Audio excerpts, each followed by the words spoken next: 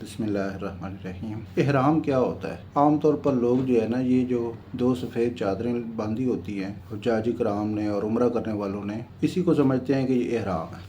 इहराम ये नहीं है। इहराम क्या होता है, इसकी तफसील हम आपको इस वीडियो में बताते हैं। लिहाजा वीडियो पूरी देखें, लाइक शेयर करें। आपको लाइक शेयर करने से चैनल की रीच बढ़ती है और ये जो दीनी अहकाम है दूसरों तक भी फैलते हैं, पहुंचते हैं।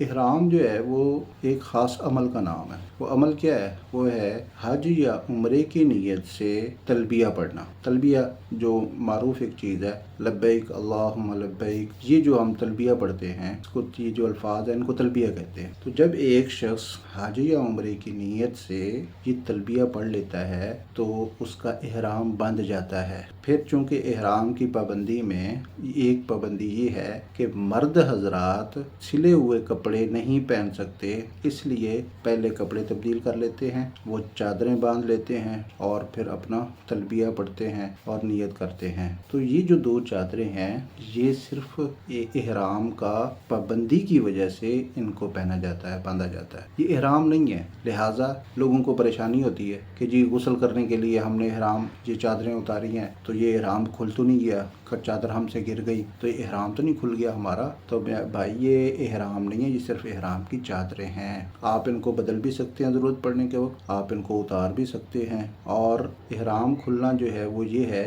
कि जब आप अपना नुस्क पूरा कर लेते हैं, हज या उम्रा, और हल्क करवा लेते हैं, तो ये आपका इहराम खुल गया। अब चाहे आप ये चादरें पहने रहें या आप इन चादरों को उतार दें, इहराम आपका खुल गया है। इहराम खुलने का मतलब ये है कि जो चीज़ें आप पर इहराम की वजह से ममनू थी वो आपके लिए जायज़ हो गई हैं। आपने बाल कटवा लिया, अब आप नाखून भी कटवा सकते हैं, अब जो आप बंद जूता भी पहन सकते हैं और अब आप खुशबू भी लगा सकते हैं। अब ये सारी चीज़ें इहराम की वजह से ममनू थी, अब जायज़ हो गई। बस इतनी सी बात है। उम्मीद है कि आपको इहराम का मुकम्मल मफ़हूम समझ आ गया होगा।